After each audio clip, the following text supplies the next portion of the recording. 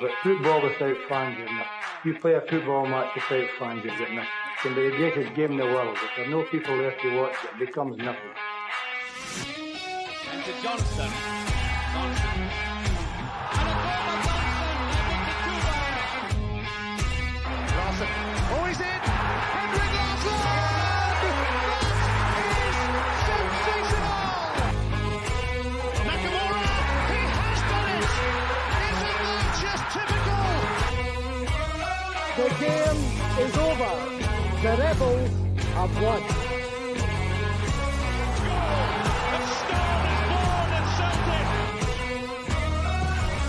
Champions. That's who we are.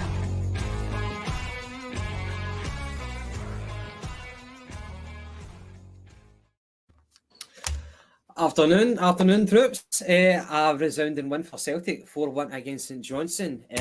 Welcome to the Jungle Gyms podcast. We've got Paddy, we've got James, and we've got new boy Sam. How you all doing? I'm right, yourself. Smashing, mate, smashing. Happy Sundays. James, me and you, well, we're on the same top, but I'm sure we can get away with it. Sam, you're new to the podcast. I'm going to throw you right in at the deep end. How would you sum up the game today? Overall, it's a comfortable victory, but it's just one of the ones that's, I don't want to say slow, but we just never got out first gear. But to be honest, at the same time, we never really had to. But as we spoke about before we came on, I thought the second half is very, very slow. But ultimately, as I say, it's a comfortable victory. Paddy, it seems like each weekend it's kind of who blinks first in the title race. If we drop points, then it changes the kind of connotations of the trajectory. Whereas if the Rotten Mob draw points, then it looks like we've got the league in the bag. But 4-1 to us at a turgid second half. But we got the fourth goal right at the end. Happy days though. Happy days and some bright spots as well. All coming on at the end and forcing that penalty. You wonder when he's going to get more minutes, but with Kyogo doing so well right now, it's hard to drop him. What penalty? The free kick, mate. The free kick, I'm sorry. The red card. Oh, no. Mr. O. No, listen, it's, as you say, mate, it's new. It's almost been kind of written as like a tennis game, back and forward between us and them, but listen, it doesn't matter if we play the Saturday, they play the Sunday, or we play the Sunday and they play the Saturday. We'll just do what we're doing, and what we're doing is the precise way to go and win a league. Picking up 3 points every single game, putting in the performances, getting the goals. Of course, today wasn't the greatest performance you'll ever see, but you look at the park, and it was never going to be conditions for a beautiful game of football. But generally before, sometimes you would see a Celtic team going up to a place like Perth, playing on a park like that, and they would struggle, they would toil. But listen, we were 3-1 up at half time, so it's a scoosh, an absolute scoosh. It was a scoosh. James, funnily enough, there wasn't actually a penalty, but how would you sum up the game, and who was your man of the match? Pretty by the numbers, mate. I think it's the same as the last few games. We're just kind of motoring through these games now. As I was saying on Tuesday, it feels as if the finishing line's kind of starting to come into sight in the distance, and we're just kind of ticking the games off. Just professional, maybe not outstanding, but just getting the job done. That's all we need today. Probably game man of the match today, Andy Considine. Thought he was decent.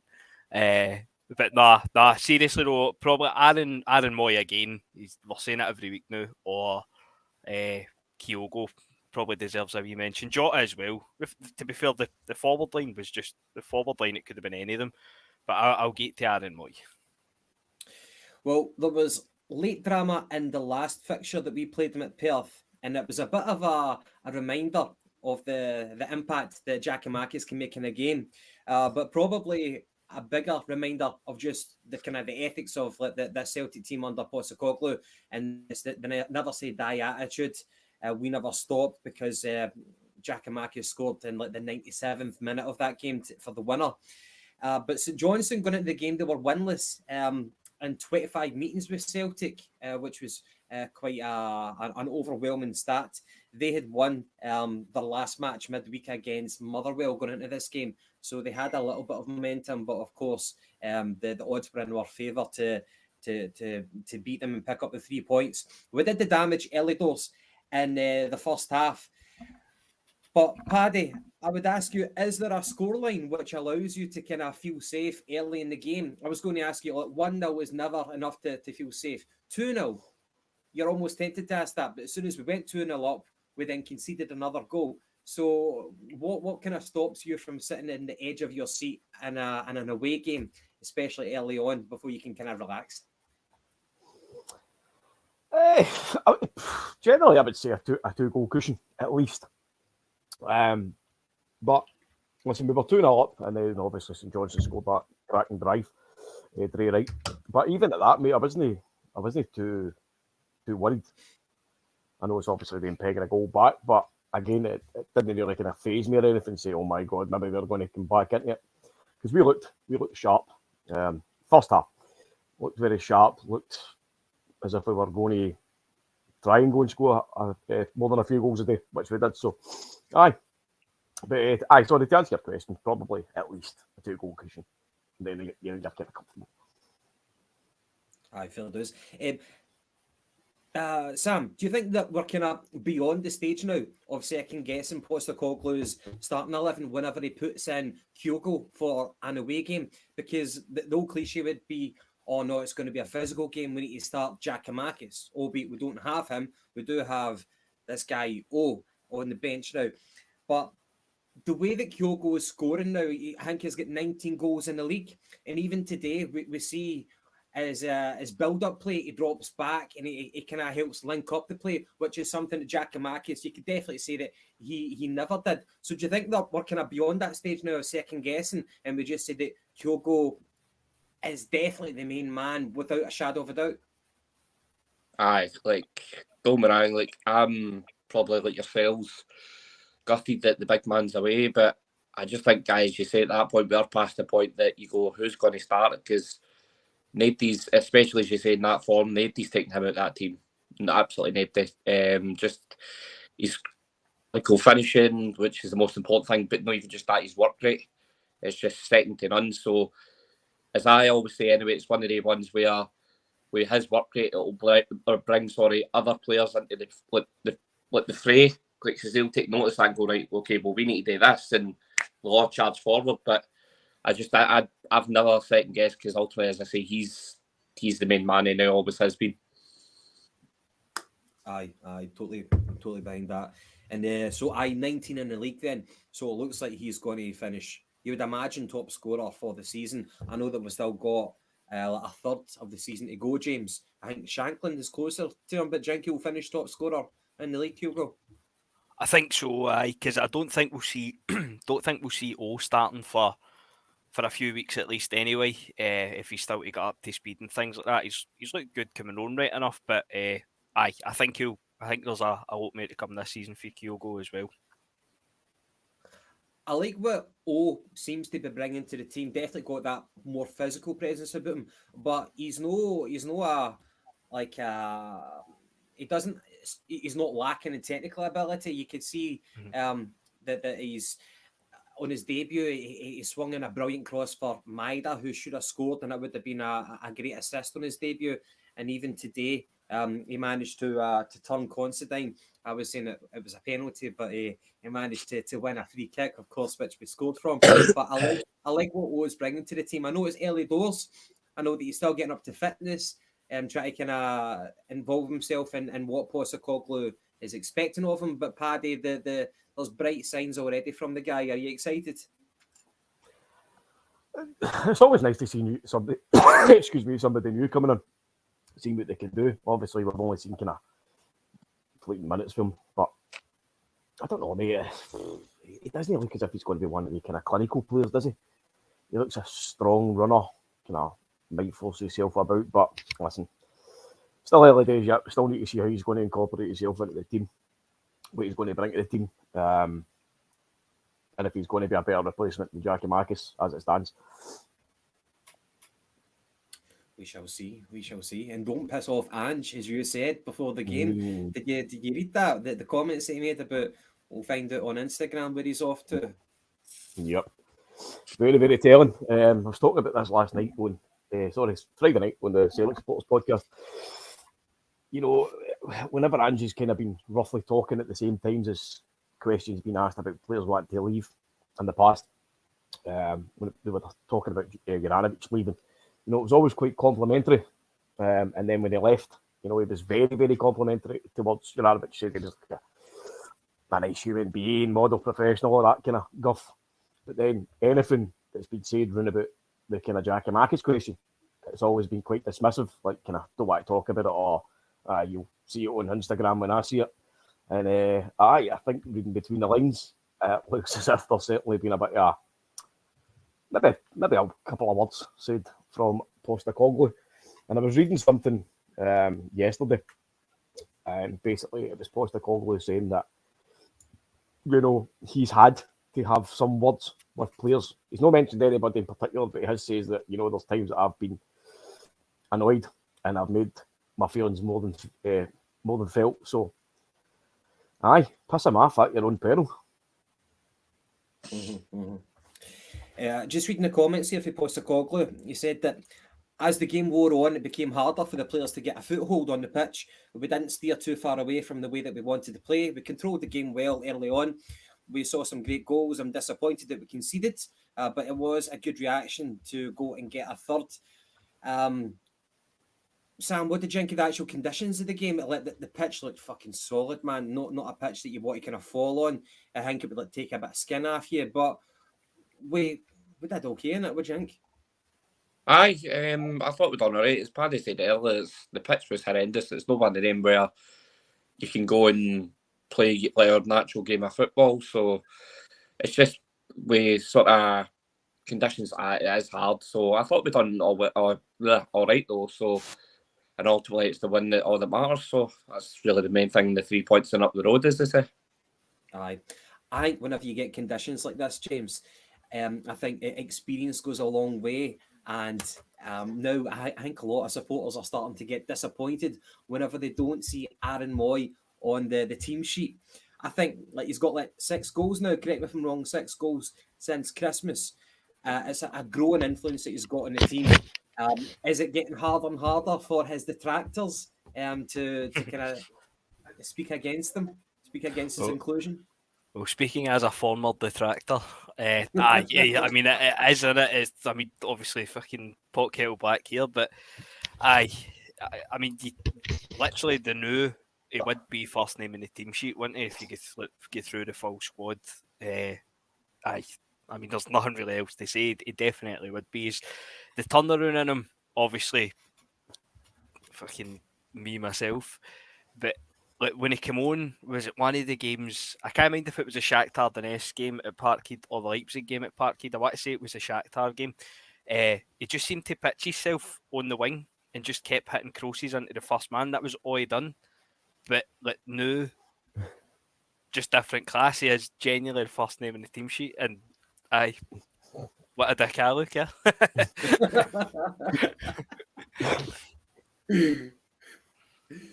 Experience goes a long way. Paddy, would it be right to say that you can't have enough experience in your team? Obviously, you've got Joe Hart at the back. But in terms of managing the players, how the game flows and ebbs, you've got Callum McGregor. But apart from that, is it just Aaron Moy who would be the other person who's the experienced figure? Taylor to an extent at left back? Aye, of course. Well, obviously, the first thing you would think of whenever you talk about experienced players, it's kind of guys of a certain age or over a certain age, maybe 28 and onwards. And again, this was a question that we posed on here last year. You know, getting into the new season, we were talking about where we add to the experience, because obviously you only had Callum McGregor to start halfway before the likes of Joe Hart that came in. And you're talking about James Forrest. Obviously, Moyes came in now. He's 31. He's played for Australia. He's played across the world.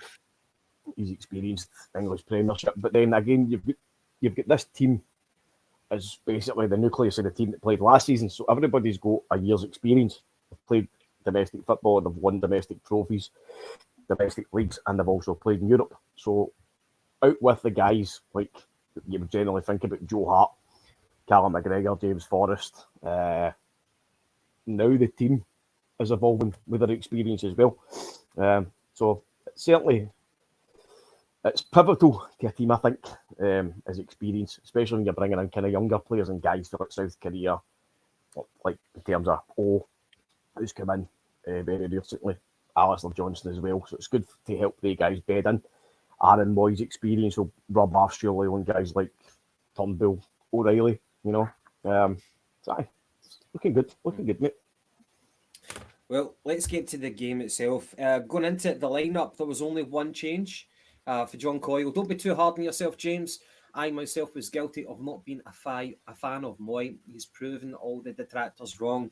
It certainly wasn't a fashionable signing, but there's been a lot of unfashionable signings in Celtic's history who have proved people wrong, and it's good to be proved wrong, you know, especially if it's to the benefit of the team. Look at Lubo, you know what I mean? Aye. I remember when Lubo was signed, and I was watching the report. It was like on STV back in the day, and the one highlight that this was like before the days of YouTube, to you youngsters, and the one highlight that they showed of Lubo was like playing in France, and he hit a shot, hit the bar, and the first thing I said was, he hit the bar. They can't even find one goal of this guy. He's obviously going to be crap, but I was obviously proven wrong.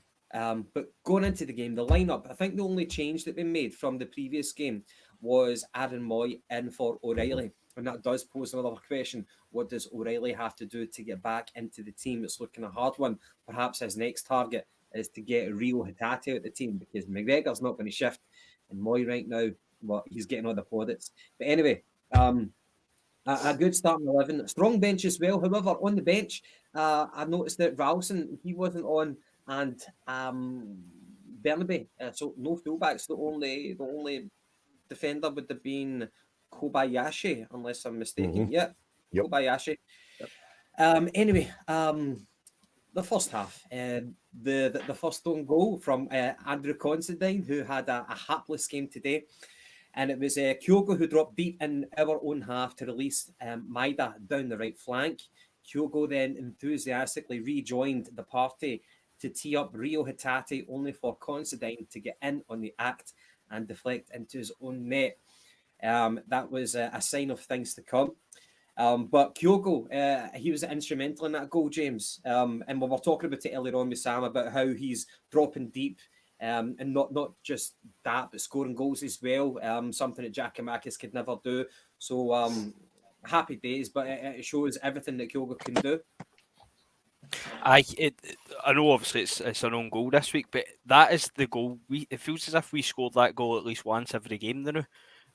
Obviously it's normally Kyogo, it's putting it in, but he's kind of set it up this week. But I see, to be honest, see the start, I think I says to you, I thought we started pretty slow. See the first kind of 5-10 minutes. I actually thought St Johnstone were probably, well, I say the better team, but it wasn't much of a game then. Out of nowhere, we were 2-0 up after 20 minutes, and by and large, that's the game kind of finished out the blue. But in terms of the goal, as I say, Kyogo, I seen him running away celebrating as if it was his goal. Obviously, it's an own goal, but no, as I say, that's the goal that we're scoring every week, you know, and it genuinely does seem impossible for them to defend against. Aye. I totally agree with you. All our attacks seem to come from the flanks, and it's difficult to defend against. The teams know what they're up against, but it's one thing knowing it, the other thing is actually trying to prevent it.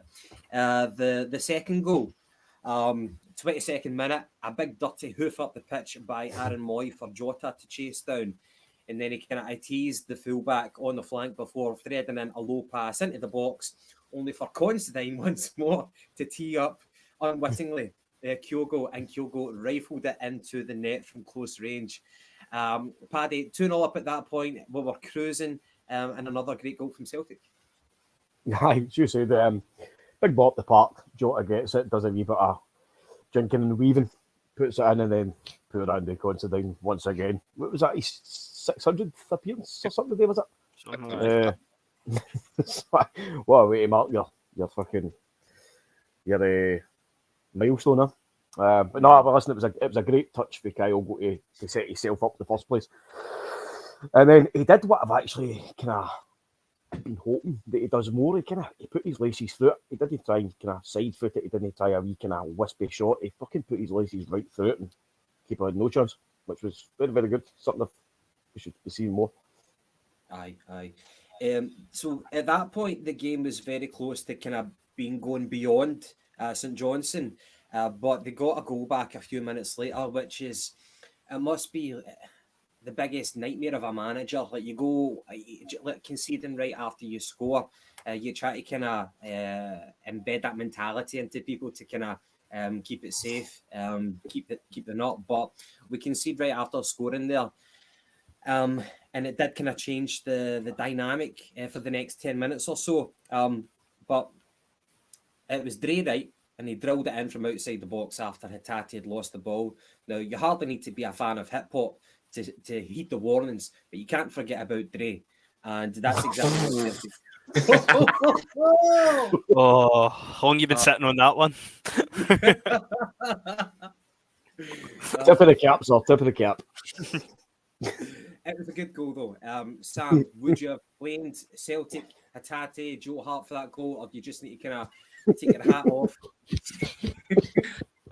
Sorry, I'm the name. That was rotten. I know that was rotten, but see, because folk will go. Does that mean you're ready for the next episode then? Of course. But it's a good strike, but I think it's poor all round, to be honest with you. I think to a certain degree, Hatate loses the ball very easily in the middle of the park, and then I think Joe Hart could have been doing better. That's my view. I think Vickers tries to get himself in the way, but at that point, fucking, you know exactly where it's gone. So the thing that annoyed me is it came out in neighbour. Like, they never. It'd be different if they'd sort of had a bit of a go and it just literally came out in neighbour. So, but I'd lean more towards the parts that could have been done better by us. Mm-hmm. Well, at that point, obviously, St Johnstone kind of get a foothold in the game, albeit they did actually start quite well before we scored our first goal. And we kind of conceded a bit of the momentum in the game anyway. So 3-1 up until... Sorry, that was 2-1. And then we got a third goal on the 38th minute. And it was a through-the-lines pass from Callum McGregor to Kyogo, once again, who drops deep.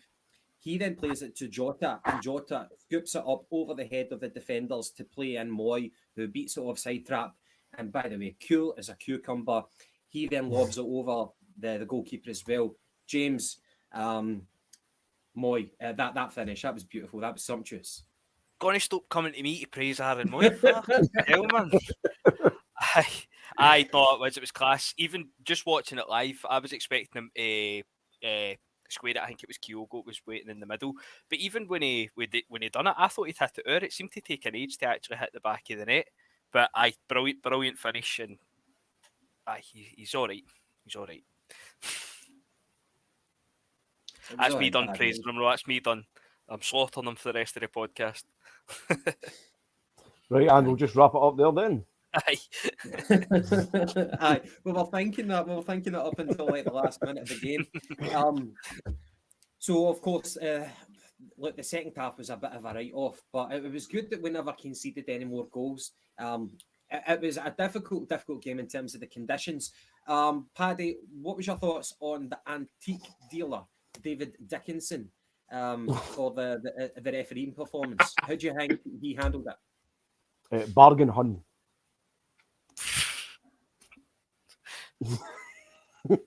Enough said.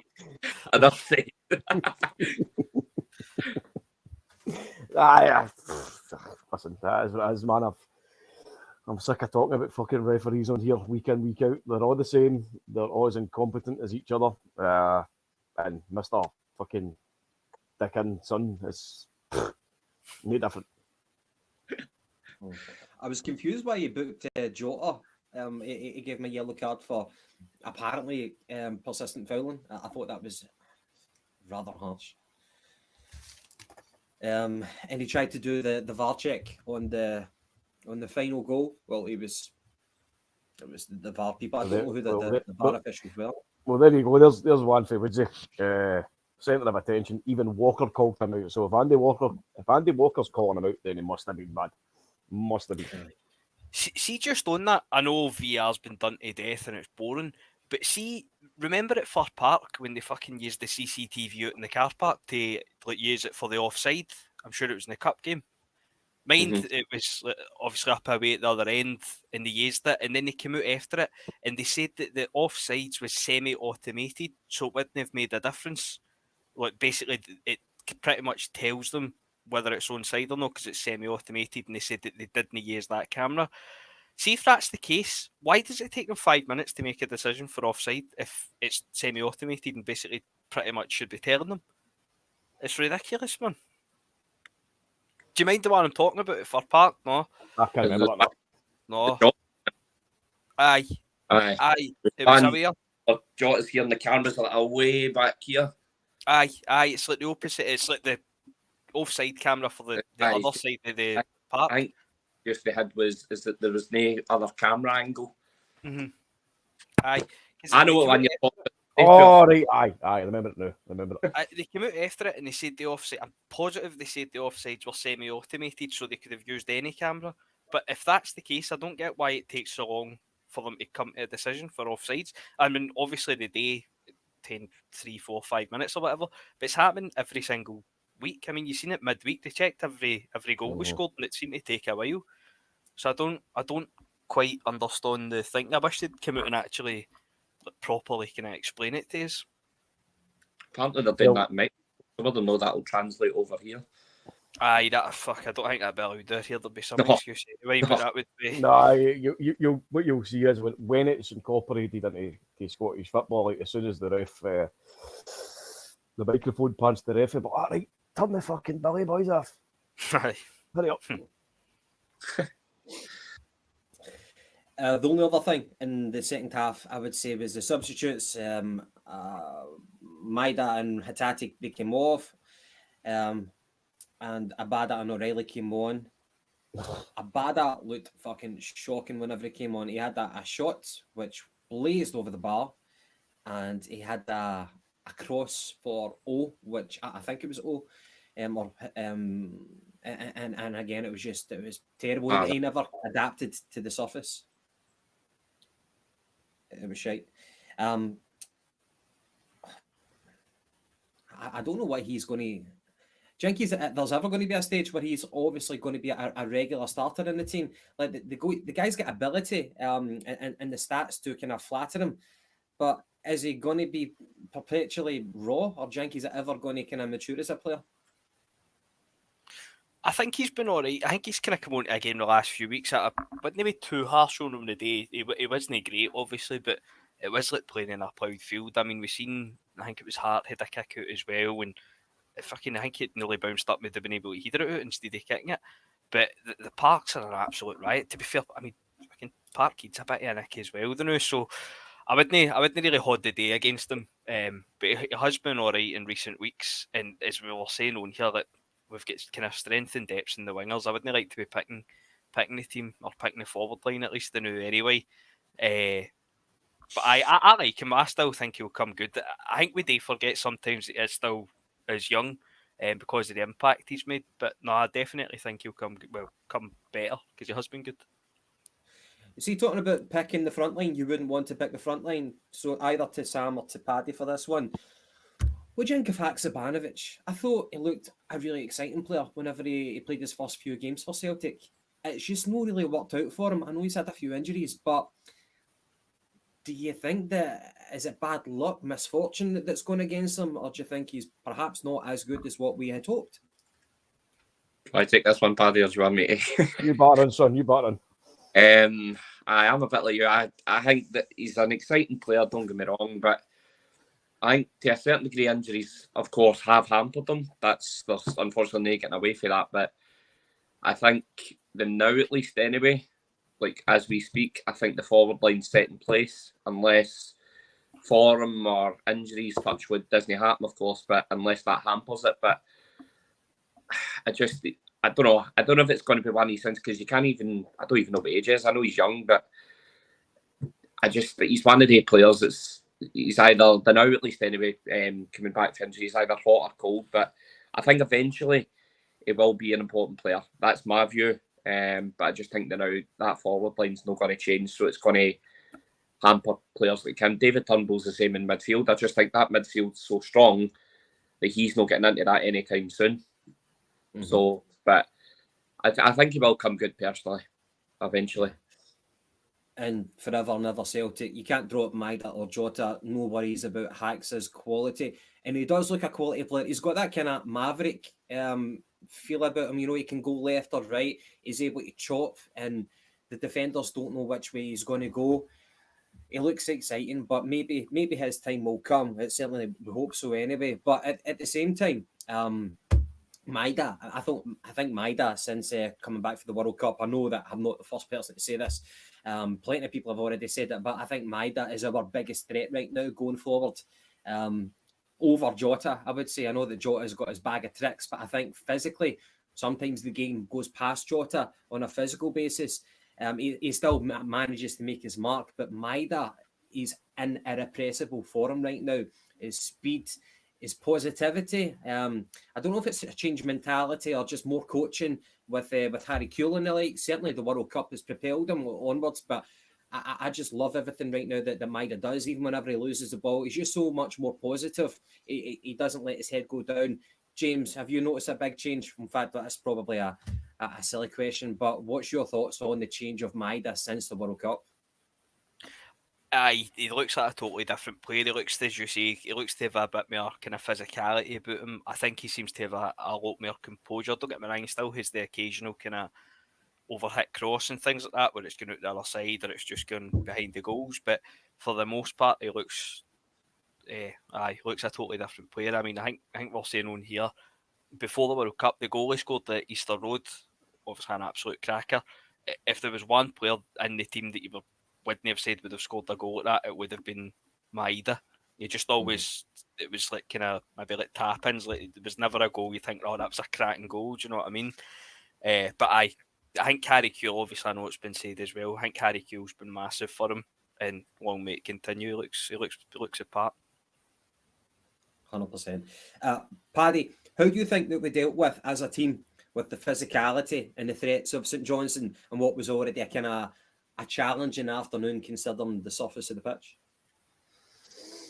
I think we did reasonably well. I mean, the only thing I was kind of annoyed about was the amount of times that Hatate kind of dallied on the ball, and he had a few loose passes. He wasn't anywhere near as effective as what he usually is. But listen, at the back, your usual suspects, Vickers and Starfield, they kind of dealt with everything. As I said to you before the game started, I had absolutely zero expectations of Stevie May doing anything against the two of them. Johnston looked decent physically wise. Greg Taylor was sound again as per usual. Jota was good as well. I think he was at least trying to drive on. He was trying tricks. He was trying flicks. He obviously he had a couple that paid off, and it's unlikely that you would expect to see that on a party of that state. Listen, we did okay, mate. We did okay. Obviously up front, you're going to have two big guys or three big guys up against Kyogo. So Kyogo's got to do what Kyogo does best and use his movement to kind of bamboozle defenders, because he's never going to be able to physically outmatch them. But yeah, it was a decent performance overall. Professional, did what we had to do, and of course the highlight of the day was Aaron Bhoys' goal. I thought it was absolutely brilliant. First of all, the lob for Jota, and then Aaron Bhoys to then complete that off by lobbing the keeper. Excellent, superb. I totally agree. James, I think, was loving the Moy goal. So that was pretty much the highlights of the game itself. Second half, as we all agree upon, there was not much to discuss apart from the final goal. That was for Turnbull, and who does seem to be picking up goals here and there in his wee substitute appearances. I've got to say, I know that Turnbull has got his critics. I'm happy for him to be a squad player at Celtic. I think for domestic level, he's a capable deputy. I'm happy where he is. Whether he's happy with that, That's another question entirely. But the goal came about, it was a free kick. Managed to get turned Considine. Considine dragged him down, he get the red card. And Will thought that it was either going to be Haksabanovic or O'Reilly who was going to hit the free kick, but O'Reilly just smartly passed it to Turnbull and what was clearly a rehearsed set piece. And Turnbull managed to put it into the back of the net. And of course, it was delayed by about 5 minutes by VAR. A nice wee goal to kind of tie things up for the end of the game.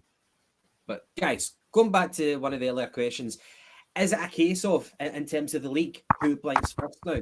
In fact, let's pause that. So Gerald, Patrick, Aspen, it's good that they all want to score. That's not greedy. There's confidence. I like that.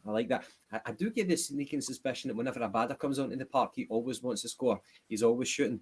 But it's good. The goals are kind of spread around the team, as evidenced by Greg Taylor at midweek, opening the scoring, which was nice to see. And everybody's contributing. But in terms of the complexion of the league, Sam, is it a case of who blinks first? If the Rotten Mob drop points, then we're either going to go 10 in front or 12 in front. At that point, a lot of people would say that the league is over. Would you be in that camp as well? I'd lean more towards it, but the thing I always come back to anyways, was last year. So, because we were, I can't even mind at this stage now, however many points behind. Although it wasn't much a difference between them and us now, I just think anything can happen. I'm not saying we will, but I'm just saying anything can. So I personally, I'm of the view, wait till it's all said and done. That's just my view. But I just think, as you said, it's one of the ones who blinks first, because it's just going to come to that, because the rest of the teams in Scotland are absolutely rubbish, I think. But I just think it's going to be one of these ones. It's going to go right down to the wire in terms of, as you say, who blinks first. Aye. Well, everybody kind of, they're wary of that kind of slingshot effect that a new manager can have, and the Mole appears to have had that, apart from obviously not being able to beat us at Mordor. James, is the league over for you? Do we need to wait for someone to blink first, or do you think it's already, it's not mathematically over, but for you, is it done and dusted? If you're looking at it now, I think, as much as I don't want to say it, I think you would have to say I don't want to tempt fate, but just looking, obviously, for what I've seen of them, which granted probably isn't a lot, but even just looking at the results and comparing it with us, if you were going to say somebody was going to drop points, you would say it was them, because as I say, we just seem to be kind of motoring through the games. If they do drop any more points, then that is it, completely done and dusted, if it isn't already. I can't see us losing it for here. Obviously, I think everybody would be massively shocked, but you just don't want to call it, do you? Just in case you're tempting fate. But I think it's as good as done. Aye. And Paddy, we've also got goal difference 25 in our favour compared to them. So for you, what camp do you sit in on, or are you actually on the fence? No, I'm in the camp of fucking Hodger Weester now, because I've seen stranger things happen in football. I'm certainly not worried as such, but I don't want to kind of tempt fate. Don't want to tempt fate whatsoever, because it's still mathematically possible for them to do it. So listen, take every game as it is. Week in, every single week, take it as is, and just fucking keep the 3 points coming in, and we hopefully by the time April hits, then we can start talking about that. But too early now. It's only the 5th of February. Come on, behave. When is the next game against them? Not the cup final. Them. It's April 2nd, I want to say. Yep. Right. I think it's the 2nd, right?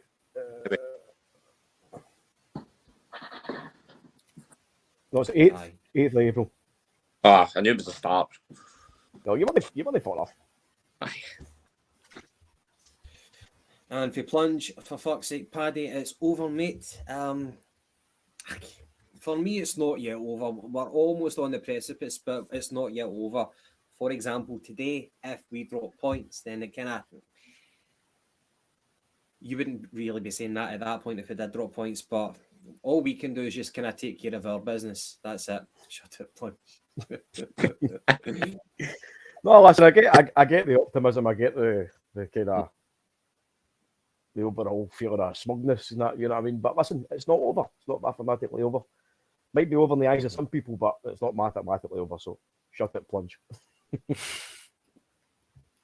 And another thing, if you were to say that Greg Taylor was the player of the season for the first half of this year, would you say that Aaron Moy is the leading candidate for the second half of the season? Yep. I'm just going to say no. Even if I agree with you, I'm just saying no anyway. I've done enough praising Aaron Moy today, so no, definitely not. He'd be last in the list. Aye. Paddy, how do you feel about going into the remainder of the season? I know that you've probably spoken about it with Dale and the likes, but after the transfer window closing, knowing that there'll be no more incomings, how do you feel? Aye, happy enough, mate. I would have liked to have seen another striker coming. I think we all thought that it was going to be your man. What's his face? Fucking Cho. That didn't happen, but listen, we've still got enough firepower up front. Obviously, we've got Kyogo and for him the new. We've got Okerman. You've also got Abada and Maeda who can play in that position. So we've got 4 guys for one position. So we're all right. We're all right now. Do you know what I mean? Aye, strong enough everywhere else. So aye, team's on form. Everybody looks good. Everybody looks happy. Those that didn't want to be here are off ski or are in the process of being off ski. So aye, all good. The one thing I think about is the Champions League. Like, so if you were to kind of dismiss the competition domestically for the remainder of this season, talking about making an impact, making a further impact, which would be hard in the Champions League next season, and in terms of the personnel that we've got. So talking about like buying a striker or like a forward in general, are you happy to do it in the summer? Let someone who's going to be as good as Kyogo or better than him. Would you be content to do that in the summer whenever the transfer window opens, or would you prefer to do it in the winter to actually bed him in, get him to be used to the style, rather than him trying to kind of get initiated into the squad while at the same time trying to make an impact whenever the Champions League comes around early doors? It's neither here nor there. Like maybe if it's like an experienced guy, then you might trust him to come in the summer. But if it's someone who's less experienced, like and maybe you want to bring him in during the January months. Sam, are you happy in terms of the Champions League for next season with what we've got, that we're good enough, that we're better than this year's campaign? Aye, like that one just there, as you say, it wouldn't have been hard to make a better impact, but I was now in hindsight naive. I thought we were, don't be wrong, I'm excluding Real Madrid for this, of course, but I thought we were good enough to finish second. Again, that's me probably being naive, and that's fair enough. But I think, like Paddy, I would have liked another striker coming in personally. But ultimately, I think the squad now is good enough to have had, like, come next season with the Champions League. I think they'll have had a year under their belt. They'll have experience in terms of how to sort of manage games better. Because I thought at times we didn't manage games well enough. But that's just down to obviously lack of experience. But I think now it'll give us more experience and better sort of preparation going forward anyway. See, just on saying that though, like, I agree with you. I think we need another striker as well. But do you think he will actually go for another striker? Because pretty much for the full time we've been here, he's pretty much rotated between 2. Obviously, Yeti was here at the start. He's out the door now. But apart from that, it's always been Kyogo and Giakoumakis. And pretty kind of similar. I think we've all said before we'd like to see us sign a big kind of monster for the middle of the park for Europe. And again, it's another transfer windows went by and it doesn't look like we've got that. So as much as we're all saying that, do you think he actually will? Do you think he'll pull the trigger on it and go for a third striker? No. Yeah, so I think that as well. I don't see it happening. I don't think he will, but I would like him to. No, I'm the same, mate. I agree with you. I think if we're playing 1 up front or we're playing 2 up front, I still would like to see a third striker coming in. But as I say, like I've said about Europe and stuff like that, getting a big Wanyama type for the middle of the park, and obviously we had Abelgard for a wee spell there and really didn't get a look in for one reason or another. So I don't know, it would be interesting to see if we actually do go for it or not. Well, he spoke about, I read the other day, he spoke about maybe changing it to playing Atlanta and McGregor to allow McGregor to go further forward, which I don't know about you, but I prefer him going further forward. Because I think he can do both, don't get me wrong. I'm not saying I prefer him going further forward because he can't do the other aspect of the game, but I know, like, taking the opposition at the way, because the reason I say that is going back to the season before COVID, where the 4-0 game at Perth Park, I thought McGregor was fucking phenomenal going forward. So games like that I think he'd be more effective. But I agree. I've been saying for months I would have loved us to have signed a big monster to just sit there and just absolutely dominate things. But as you say, it's came and gone and no happened, sadly. It's quite a commonly repeated phrase for Celtic fans. We want a Wanyama type in the midfield. How long will we keep saying that for, Paddy? I know that you're a big fan of that mantra. By the way, listen, fucking Wanyama's sitting doing nothing now. We could sign him. He's fucking doing nothing because he's probably injured, man. He's had his day. Nah, I said we've all kind of grew up on watching football. Watching football with Celtic as well, and we've always had that kind of enforcer, kind of, if you want to call it that, in the middle of the park.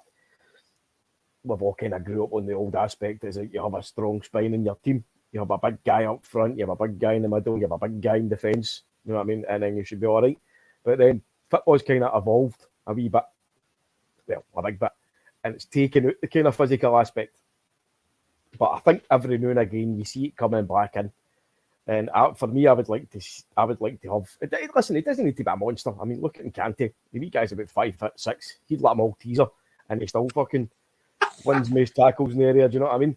And intercepts and does this and that. So listen, he doesn't need to be 6'5", built like a brick shit house. But as long as he's fucking solid, you know what I mean, and can go and win a tackle and can punch John Lundstrom, that's good enough for me. Aye. Kante was the exception to the rule, man. Like the height of shite, but you know, he was like it's actually a valid question: who was better, him or Makaleli on their day? I know that Makaleli had better longevity because Kante's been shite for the past 18 months with injuries and stuff like that, but Kante on his day was fantastic, man. So I guess, have we ever had Roy Aitken? Was Roy Aitken that type of player? What was that? Roy Aitken, he was before my time. Was he a defensive midfielder or a centre back? Roy Aitken. Both. I think he started moving to centre back when he was getting on a bit in years. But he was a fucking player in the 70s and 80s, wasn't he? So he was going to be as tough as old boots. But again, like. I would love to see that. I would love to see a big Bobo Baldy back at centre back. I'd love to see a Chris Sutton or a John Hartson up front, fucking putting in the elbows, you know, doing the old dark arts. I'd love to see a Wanyama or even like a Ben Abkai type. But it's no Postecoglou's philosophy in football, and we've saw that. But again, you look at the importance of Vickers in there, right? Vickers at the back is an absolute unit. There's no much gets by him. And even though he can play football, the size of him, the sheer strength and the fucking brute physicality is important to defend him because it allows like your Starfelt or your Jens, whoever it is that's playing beside them, they can do the kind of passing aspect to the newfound centre back that you've got now. So it should be the same in the midfield if you bring in a guy who can, as you say, Sam, allows McGregor to go forward and play football. Or even if he's playing in front of them and he's the guy that's trying to win the ball back before it even gets anywhere near the defence, you'd be happy with that. But that is what it is. Listen, we're still playing some really effective football, but we need to be able to turn ugly at times. Yeah. With Alistair Johnson in the team, I don't think we'll have any problems, but... Gav, don't let him talk about you like that. Oh. Yeah. I'm the one with the shite jokes here, pal. I think you've seen that. They said I think you've seen that out in McGregor more often now. because he's normally the one that's like pushing people back to say like calm down. But you've seen it against them where he's squaring up to big Borna. So whereas before you would never see that out of him. So he's starting to get that sort of like visible bite within him, because I believe he's got it like internally. Of course, any footballer would, but you're actually starting to see it now. So I'm a party. I think we're to a certain degree, which is fair enough, but I think we're far too nice and technical. I agree. Very much so. See, if you look at Kyogo and probably Maeda as well, they two guys will go flying into tackles. And then We'll try and win the ball, and then the guys lying on the deck and they're all, oh, excuse me, thank you, sorry, please. Try to pick them up now, and I'm like, fucking just wrapping up them or something. Stop that. Enough. Stop being so nice. I think Katati done it today. To be fair, there was 2 St Johnstone players down there, reserving them and all that. Stop it. Enough. Did you see the two of them playing rock, paper, scissors to decide who took the free kick? No. The two of them they decide who took the free kick. I was like, no. No chance. So Hatati's got a blue gum shield and he's playing rock, paper, scissors on the pitch. That's that. Sell him. Get shot. Was it not Johnson playing rock, paper, scissors? Aye, 2 St players for a free kick to decide who took it. One here for Stephen Kelly. Why don't we slow games or mix it up to suit our style, especially at Mordor, and piss off their crowd, play to wind opposition fans and players up? Paddy, do you think that that's something that Postecoglou, or do you think it's something that we do? Because I don't think that we always go gung-ho. I think that we are kind of subtly educated enough to kind of slow things down.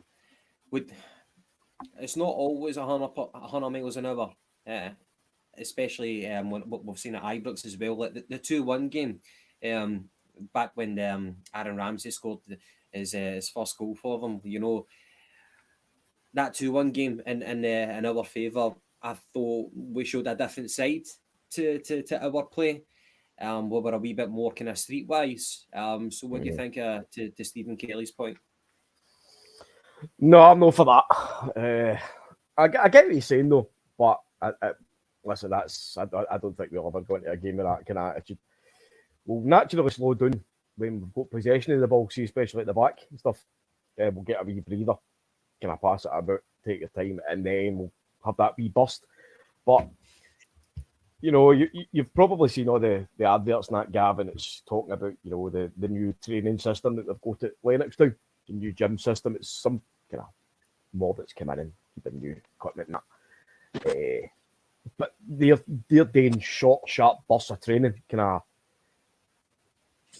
What do you call it? They kind of bursts of power movements, so it's allowing they to be even, explosive moves in that. And it's to allow them to make the sharp bursts of pace because they've gone for a standstill. So that's the kind of thing that will bamboozle your opponents, because when you take that wee breather, when you slow that down, and then you're just quickly off the mark again, it shows your athleticism and your physicality, your speed, your power. You know what I mean? That's where we beat teams, and we beat teams by constantly over what's the word? You know, like the old ad saying, you know, we keep going to the very, very end, and the other teams are starting to tire off at the end, whereas we're not. See, I agree with the comment to a point, because was it Shakhtar in the Champions League? Giacomakis scored, we went 1-0 up on it, and then Mudryk equalises. See, when we went 1-0 up, there was a period where we were kind of under the cosh, and Joe Hart was still fucking running behind the goals, fucking shouting at the ball boys to get the ball back, taking the goal kicks rapid. It was just putting us under more pressure. They're like, just fucking be a wee bit more streetwise, cool it down for a wee 5 minutes, take a sting out of them, and then get back at it. But there's been a few times, obviously you notice it more because it's like the ball's out of play and he's running for it, but it always seems to be Joe Hart, and it fucking does my head in sometimes when you're ahead in a game, but you're maybe struggling, you're a wee bit under the cosh. Like, just let's take it easy for 10 minutes, take your sting out it, and then hopefully kick on again. But there's been a few times. That's just the one that springs to mind. I think you're right, James. And I actually think that goes against the very nature of Joe Hart, but it's been drilled into him by Postecoglou. Especially whenever you saw it in the first season under Ange, where we were trying to pass it out for the back, and sometimes we would fail horribly at it, especially when we get pressed from more educated teams. And we looked terrible. The fans were saying, "Oh no, don't do that, just hoof it up the park." And Joe Hart is a wee bit more old school than some of our players, so he would be more kind of prone to doing that. But it's Ange is just saying, no, you need to pass it with the back. That's the philosophy. You either do it or you don't play in my team. And Hart has just had to adapt to that. I agree. I think there's certain players in our team, going back to the overall point, there's some players in our squad who don't have the footballing brain to slow things down when needs to be, because they're just not sophisticated enough. And no disrespect meant to, but to people like Bada or Maida, those people are just like perpetual motion. They don't stop really, and that's what their game is based around. But sometimes you can't always just keep running it. But opponents saying, "Hey, can I calm down and keep possession?" And I think sometimes we can be guilty of that. So I think it's a fair point to an extent. I think Aaron Moy kind of does it to an extent, doesn't he? Or is that just how slow he moves, James? Aye, well, we'd fucking done it that game against Shakhtar or Leipzig anyway when he kept being it away. Aye, told you that's me done. That's me done. I'm done with Aaron Moy. We'll revisit it at the end of the season. Aye, when he's lifting the Player of the Year trophy. But I think we'll do a full special episode on him, and we'll just plot every single comment to you. I just have an hour of me slaughtering him in clips. Aye. Sam, has there been a player? Obviously, what is well known now that James has not been a fan of Aaron Moy for quite some time, although he's starting to kind of warm to him. Has there been a Celtic player under Ange that you have not warmed to either? I don't know if it's a controversial one because we spoke about him glowingly, and I agree glowingly. Before I make this comment, just to clarify, pre-World Cup Maeda, I thought he was fucking terrible. Honestly, now as we spoke about, I think he's been tremendous. I'm also the one, if I don't like a player, I'll give credit where credit's due. But pre-World Cup Maeda was fucking horrendous. I always said, I don't know. I always thought, apart from his work rate, I don't know what he brought to the team. That was my view. But post-World Cup, he's been absolutely tremendous. I know it wasn't necessarily an Ange signing, but before this season, and last season actually, before Ange came in, I thought Greg Taylor was absolutely fucking honk. But you see it now, where with him coming in, he's improved. Guys, I think Greg Taylor, as you mentioned earlier, is in the first half of the season probably was player of the season. I still think now Aaron Moy's a very, very close second, but I still think Greg Taylor's been player of the year. That's my view. But see, can I speak about this like to people like just day to day? See, apart from the guys that haven't really got game time, because you can excuse them because of that reason, there's not really been a player that's not made an impact. There's none. So I think now, most players are getting signed and making an impact now, and we're actually getting fucking decent value for money. So, and that's all down to the manager. That's a good point. That's a good point, that, because see, when you look at the amount of goals that we're scoring, it's not just you're not just relying on one source, i.e. your striker. Obviously, Kyle Go is banging the goals in, but you're getting goals for Maeda, you're getting goals for Jota, Moy. Greg Taylor's getting onto the score sheet as well, do you know what I mean? So we are getting goals for all over the pitch, and clearly Postecoglou's philosophy and the way they wanted his team built is working, and he is buying players that don't just fit into the one position, and the guys that generally do fit into the one position, he's moulded them into guys that can play in multiple positions, i.e. Greg Taylor. He's a left back, but he's turned him into a left back, a left wing back, a left midfielder, a centre midfielder, a kind of deep line midfielder, an attacking midfielder. You know what I mean? It's brilliant. Brilliant man management. Do you think Starfelt will ever stop being a whipping boy from some quarters in the Celtic support? Certainly not from the Celtic Supporters podcast. That was going to be my answer for you. I was going to say Starfelt. I thought he was absolutely red rotten when he first came in, but obviously he's kicked on. I still think we could get better, but that's obviously you can always get better. But that's not really a slight on him. But he's come on leaps and bounds as well since he first came into the team. There was a stat before the game. Still prone today. Sorry, mate. On you go. I was just going to say that the stat was read out by Sky Sports that Starfelt and Cameron Carter-Vickers this season, whenever they've started together, they had 7 out of 11 games where they have had clean sheets. So. He still has his moments, to be fair, but by and large, he's been a good signing, but by and large, he's 100 times better than he was when he first came in. I mean, see if I was to ask you a question, right? Obviously, we'll talk about Starfelt. If I was to ask you a question, what would you say that his most obvious positives are and his most glaring failings? I think I don't think there's one kind of attribute. I think it's just mere kind of concentration, because like he's like his occasional kind of slack pass. I think sometimes he maybe lets the ball bounce. I'm making it sound as if I'm slaughtering him. That's no what I'm saying, but I just mean like when he has his lapses, it's always like a wee kind of loose pass, or he's maybe letting the ball bounce. But I think aerially for the most part, he's solid. I think he's strong in the tackle as well, and he maybe doesn't do it as much, but bringing the ball out, he's quite good at that as well. Good comment for Red there. Starfelt is brave. You couldn't say that he wasn't. I think a lot of people don't actually give him credit for this, but the guy's really fast. Maybe not over like a burst of 5 yards, but see, like chasing down a ball or whatever, he'll normally always get there before the attacker. He's definitely faster than Cameron Carter-Vickers, which wouldn't be hard. I just think it's his technique, like the optics of whenever he actually makes a pass, he looks so awkward and clunky, But again, Gav, that's like I said it for the very first moment that we saw him against Hearts.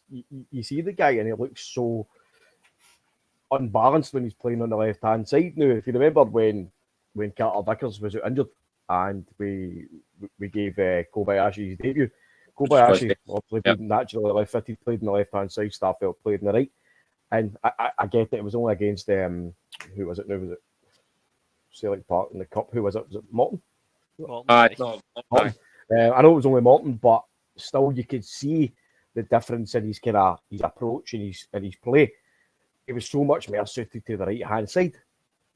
But then we've had this happen to players over the years, and I think the one that kind of automatically brings into my brain is Useful Haran.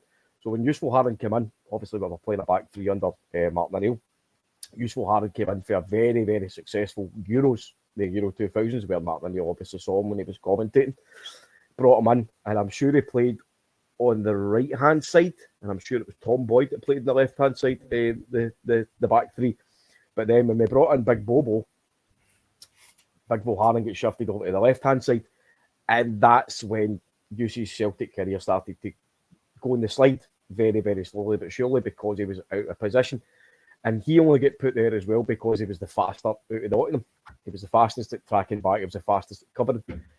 Some guys just do not suit being on the other side. But listen, Starfelt, I don't think it's to an extent where he's totally unsavable as a player, but he certainly looks far more comfortable on the right hand side. But listen, when he's playing the back two with Carter-Vickers, he's always going to be on the left hand side, and I think Vickers makes him look a better player for it.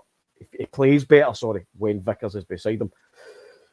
He's got a lot of positives. I think, as you say, his recovery pace is good. He reads the game well. His aerial ability is decent. I think he's got a bit of the Dedrick Boyatas about him. You know, when he's on the ball, other teams, if you watch them, they're starting to kind of back off and give him time on the ball to make a mistake, which is probably it's his biggest fault is the amount of slack passes he gives away and the odd fucking brain fart, like the one we saw last week that I sent you, Gav. I think you were asking, like, what was it he actually done there? Oh, it was terrible. It was when... And by the way, just to just to contradict myself, he was actually on the right-hand side, the defence at that point, running back. That was horrendous, man. Like there was a defender behind him, but it was like a good 5 yards. The guy wasn't particularly pressuring him, you know. And you're wondering, Starfelt just pass it back to Joe Hart, and he tries to kind of like jump up or something, and then he lands like fucking Bambi. His legs go out like that. He tried to do some kind of. He was running back, obviously, as you say, and he tried to. He's chasing the ball, the attackers behind him, and he's tried to do like a. I don't know, like a fucking kung fu clearance or something on the run. And as he's jumped up, his fucking legs went up to there, and he's just fell flat in his face. And he's trying to header the ball. No one of was when the ball's got away from you, you're trying to header it. The last resort. Sticking on it. It was that inexplicable that people around me were shouting for a foul because we didn't think he was capable of fouling himself. You know? I thought he definitely fouled himself that day. But listen, he's been part of a solid partnership with Van Dijk, Vickers for a long time now, start of last season. So we're getting more uses out of him, but I would still love to see. I would love to see better coming in. Aye, if you're looking at the team, for me, that's the two areas that we could upgrade.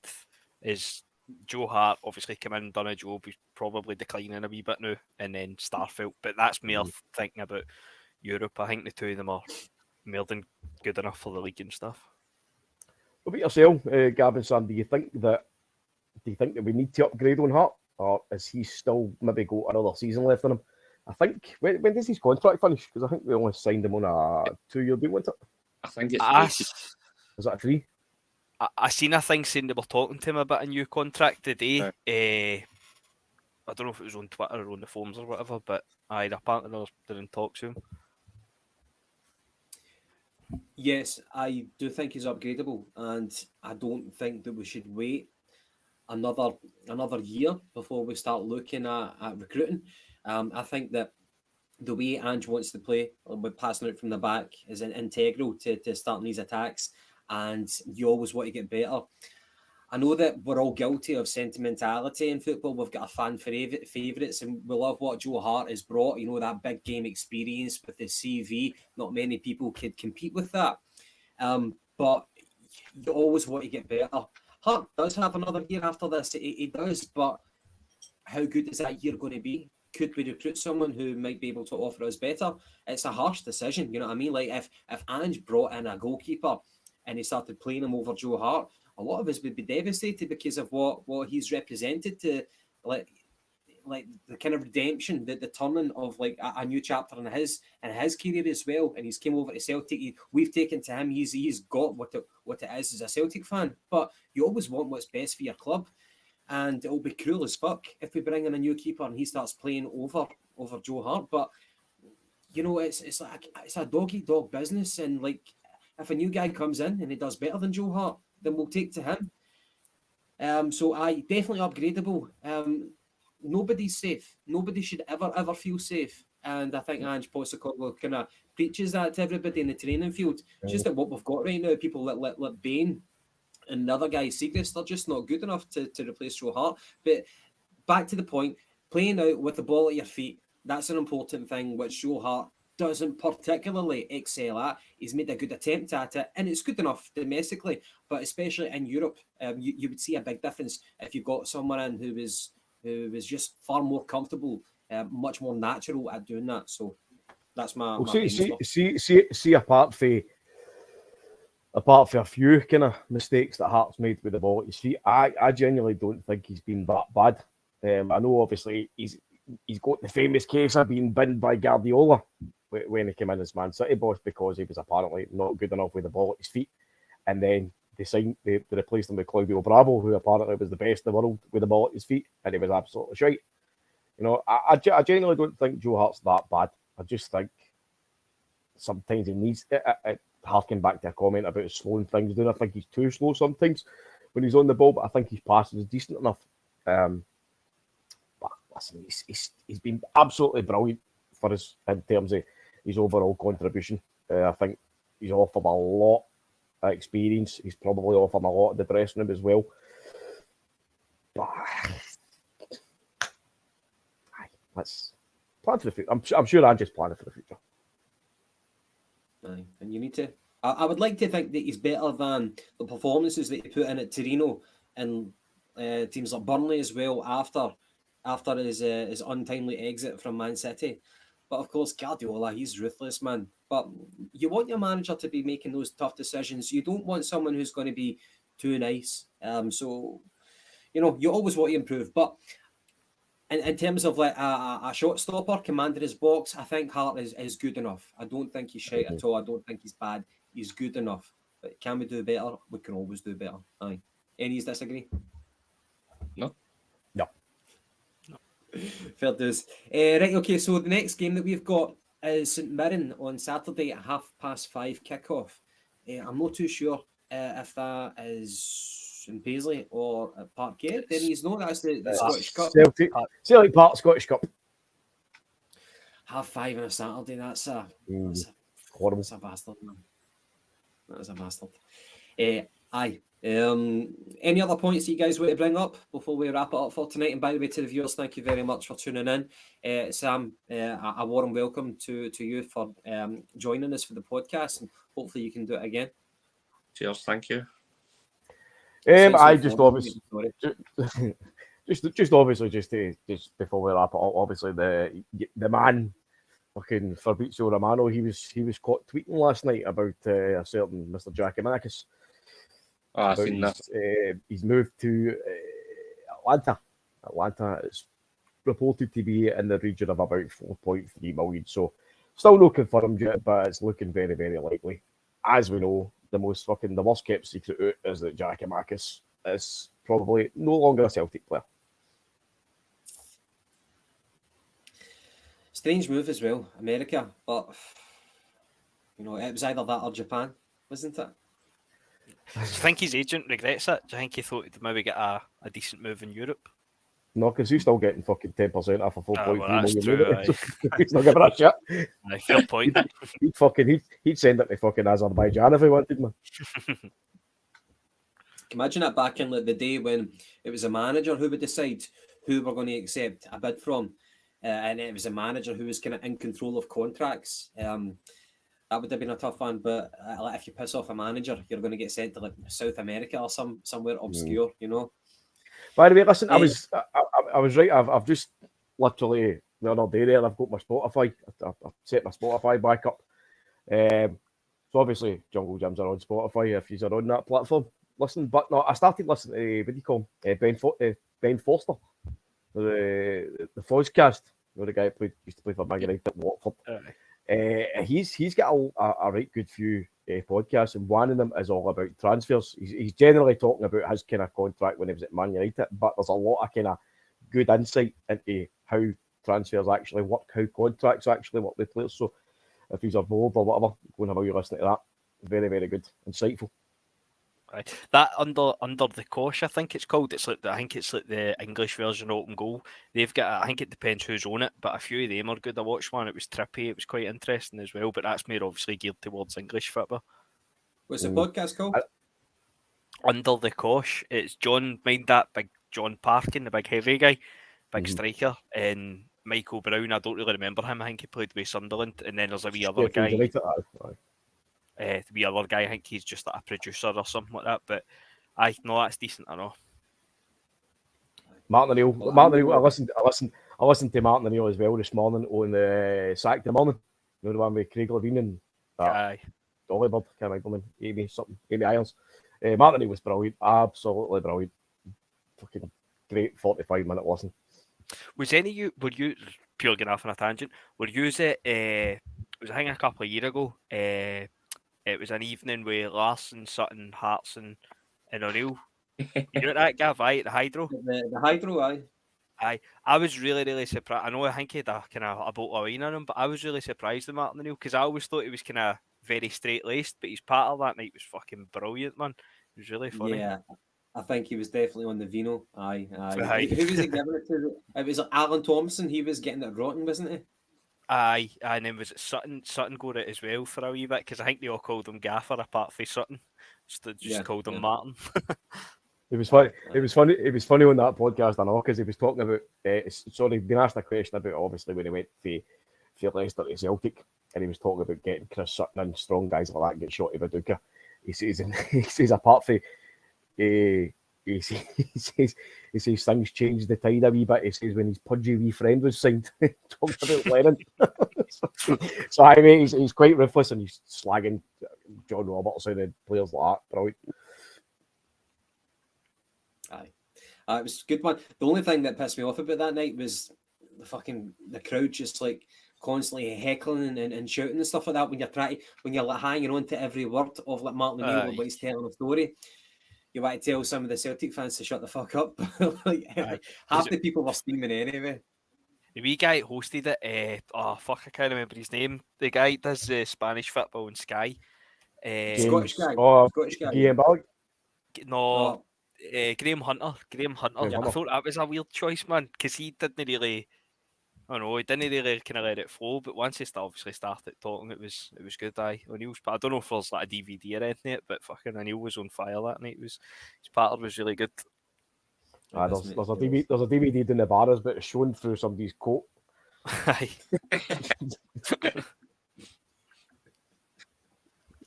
I've not been to the bars in ages, by the way.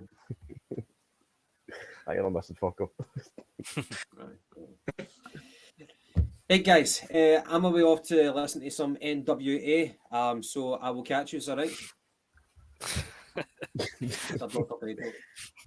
Till the next episode. I'm going to get an Aaron Moy signed picture for that wee space there. So. Anyway, we'll be back hopefully. Tuesday TikTok. Tuesday, we'll be back then. Right. Oh well, till Tuesday then. Yeah, cheers. Cheers.